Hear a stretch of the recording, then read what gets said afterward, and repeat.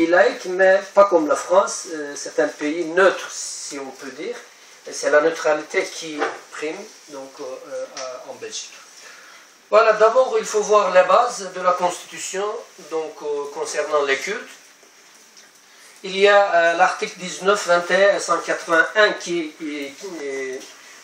régularise la situation des cultes. Article 19 de la Constitution dit que la liberté des cultes, celle de l'exercice public, ainsi que la liberté de manifester ses opinions en toute matière sont garanties, sauf la répression des délits commis à l'occasion de l'usage de ces libertés. Ça, c'est la liberté des cultes. Dans l'article 21, l'État n'a le droit d'intervenir ni dans la nomination ni dans l'installation des ministres d'un culte quelconque. Donc l'État ne peut pas s'ingérer dans les affaires des cultes. Il y a la séparation d'État et Église, que c'est une règle que tout le monde connaît. Alors l'article 181 concerne le traitement des ministres de culte. En Belgique, en fait, l'État subsidie deux choses. Le traitement des ministres de culte et la contribution, si je peux dire, des lieux de culte. Le traitement des ministres de culte, c'est une charge pour l'État fédéral, tandis que les subsides attribués aux lieux de culte, c'est une compétence des régions. Donc, Wallonie, Bruxelles et Flandre. Voilà, quels sont les critères en faveur de reconnaissance d'un culte? Ces critères ne sont pas cités quelque part, mais les politiciens, les hommes de droit, revisent tous ces critères pour reconnaître un culte. Alors, les droits fondamentaux, donc article concernant de la Constitution que je viens de mentionner, regrouper un nombre relativement élevé d'adhérents, plusieurs dizaines de milliers de fidèles pour la reconnaissance d'un culte, être structuré de manière à avoir un organe représentatif pouvant respecter le culte concerné dans ses rapports avec les autorités civiles. Donc il faut un interlocuteur vis-à-vis de l'État, vis-à-vis des autorités, pour parler au nom de ce culte. Être établi dans le pays depuis une assez longue période, présenter un certain intérêt social et n'avoir aucune activité contraire à l'ordre public. En Belgique, il y a 6 cultes reconnus et l'organisation de la laïcité. Donc, j'ai mis en ordre alphabétique, donc le culte anglican, catholique, islamique, israélite, orthodoxe, protestant, et en 1993, donc la reconnaissance de la laïcité organisée. En fait, le culte catholique et protestant et israélite sont reconnus à partir de l'indépendance de la Belgique. Et en 1974, le culte islamique est reconnu, et en 1985, c'est le culte orthodoxe qui est reconnu. Alors, quels sont les avantages de la reconnaissance? Je passe un peu vite. Comme je viens de dire, la reconnaissance d'un culte implique l'État fédéral pour le traitement des ministres de culte et les régions pour contribuer le déficit des lieux de culte. Donc les lieux de culte, par exemple, une mosquée reconnue ou l'église reconnue ou une synagogue reconnue, donc fait leur budget annuel. Il y en a certains qui sont reconnus mais qui ne font pas leur budget. En fait, ils font leur budget mais équilibré, c'est-à-dire ils ne demandent rien, mais certains lieux de culte, donc ils font leur budget. Combien ils ont dépensé, soit disons que 10 000 euros, et combien ils ont récolté des fidèles, 3 000 euros, il reste 7 000 euros à demander à la région. Donc c'est ainsi que le système fonctionne.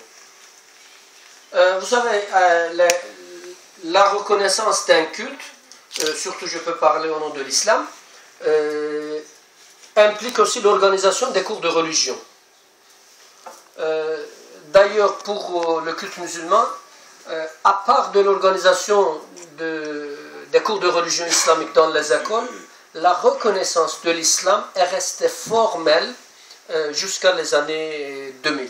Après 2000, on a commencé à faire les listes des mosquées, la reconnaissance des mosquées, la désignation des imams. Moi, j'ai assumé pendant 6 ans, depuis 2008 jusqu'à 2014, mai 2014, donc la présidence de l'exécutif. Nous avons désigné, nous avons proposé à la désignation au ministère de la Justice une soixantaine d'imams. Et il y a à peu près en Belgique 80 mosquées qui sont reconnues maintenant. Et en tout, il y a 300 mosquées en Belgique.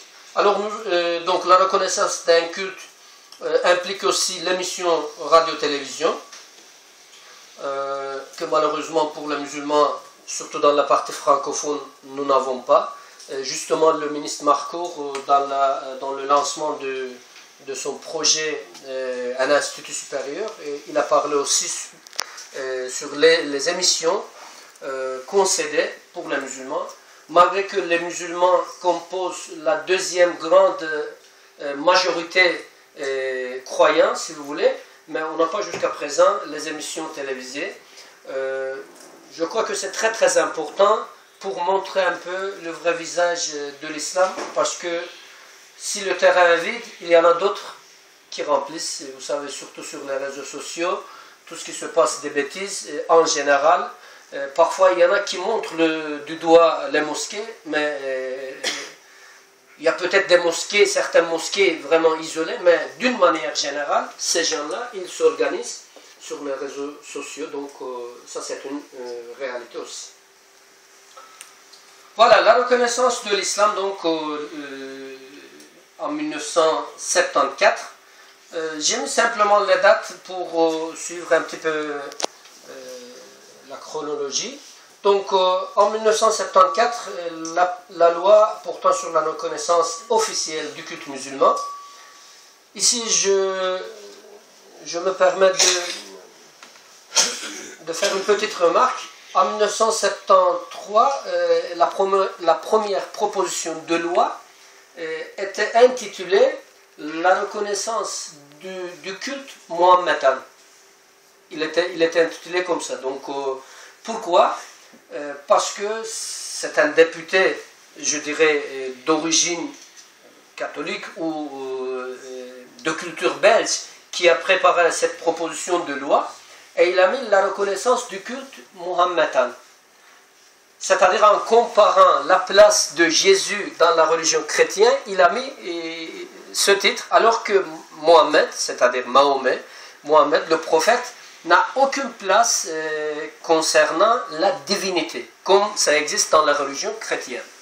Dans la religion chrétienne, donc vous savez très bien, donc il y a la Trinité, donc Père, Fils et Saint-Esprit, c'est-à-dire Jésus, il fait partie de cette Trinité, c'est-à-dire de cette divinité, si je peux dire, tandis que dans la religion musulmane, dans le culte musulman, Mohammed c'est un messager, il est un être comme nous, comme vous, seulement il reçoit le message de Dieu pour transmettre aux gens. Il n'a aucune place de divinité. Donc c'est pour ça qu'on a changé l'intitulé de la proposition de loi et on a mis la reconnaissance officielle du culte musulman. Et voilà, après cette reconnaissance, donc en 1975 on a commencé à organiser les cours de religion islamique, mais à part ça, cette reconnaissance est restée toujours formelle. Concernant cette reconnaissance, il y a certaines idées, certains intellectuels, certains écrivains qui pensent qu'après la crise pétrolière de 1973, il y a eu cette reconnaissance, mais moi je ne crois pas, c'est pas logique parce que déjà il y a d'autres cultes qui sont reconnus et la Belgique, c'est pas pour des bénéfices, je dirais, économiques qu'il reconnaît un culte. Pour moi, il y a des commentaires comme ça, mais moi je ne suis pas d'accord avec ces commentaires. Sinon, quelqu'un qui donne l'argent, il va faire